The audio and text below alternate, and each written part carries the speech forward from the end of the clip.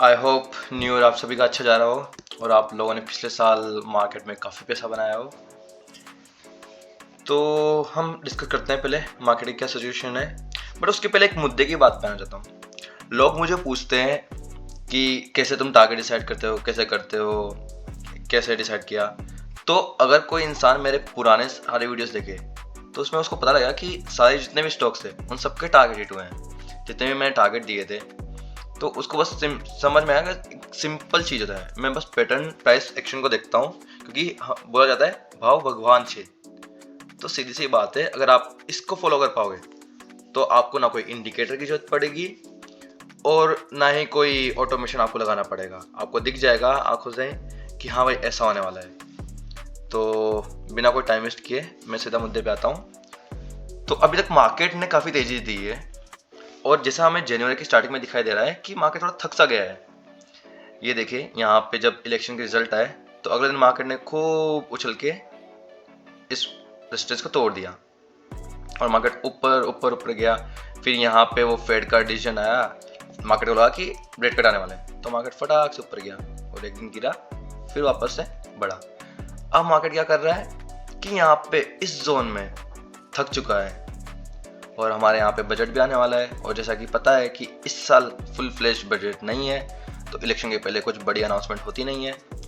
तो अगर मार्केट ने इस लेवल को तोड़ा जो कि हमारा 21,400 के आसपास, ये अगर तोड़ के नीचे गया तो मार्केट सीधा 21,000 तक पहुंच सकता है, जो कि एक बड़ी अपॉर्चुनिटी है। जिसको म्यूचुअल फंड में इन्वेस्ट करना हो, इंडेक्स फंड में लगाना हो, तो उसके लिए लेवल बहुत अच्छा है।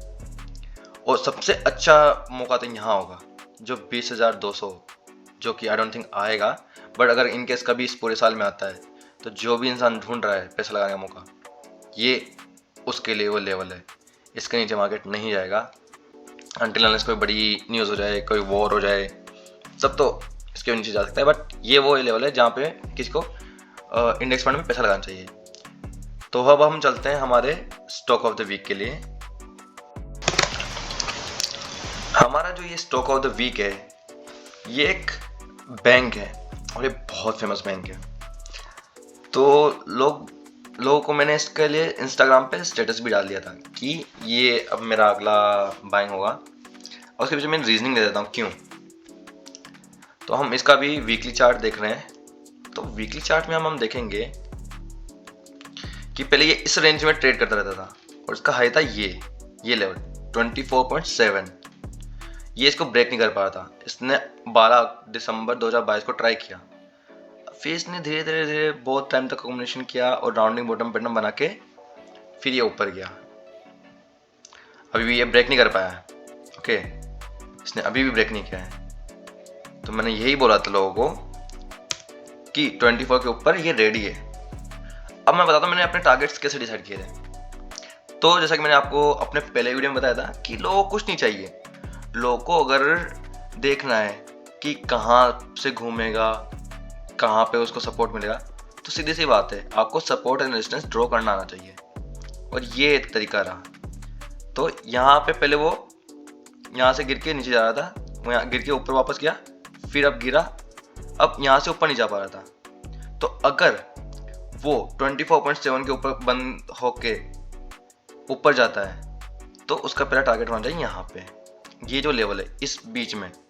यहाँ पे मैं सीधी लाइन रखूँगा, यहाँ पे एक रेंज दूंगा और 30 जो हमारा होता है एक साइकोलॉजिकल लेवल होता है, तो इसीलिए मैं 30 को एक तरीके से रेजिस्टेंस ले रहा हूँ।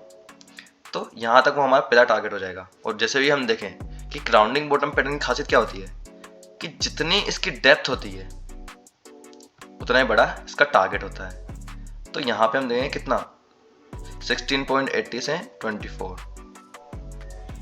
तो ऑलमोस्ट ये मानो 17 से ठीक है, 17 रुपये से लेकर के 24 तक पहुँच गया ये आराम से अपना 7 रुपया। तो यहाँ पे 6 रुपये तो इसको इजीली आ जाना चाहिए।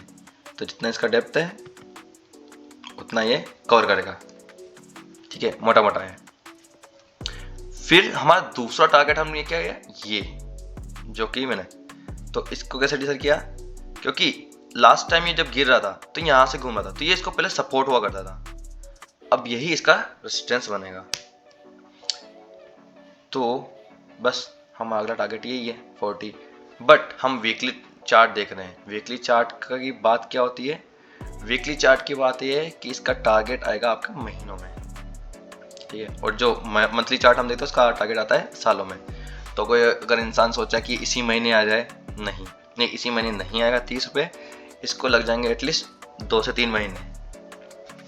और वैसे बैंक्स के लिए थोड़ा सा बुरा टाइम आने वाला है, क्योंकि बैंक्स की जो अर्निंग्स है वो थोड़ी स्लो होने वाली है। तो मैं अगेन ये नहीं कह रहा कि आप इसको बाय कीजिए, मेरा पर्सनल इन्वेस्टमेंट भी है इसके अंदर। इस बैंक का नाम है यस बैंक, अगर मैंने नाम नहीं बताया तो, और ये यस बैंक बनने के लिए तैयार है। Thank you.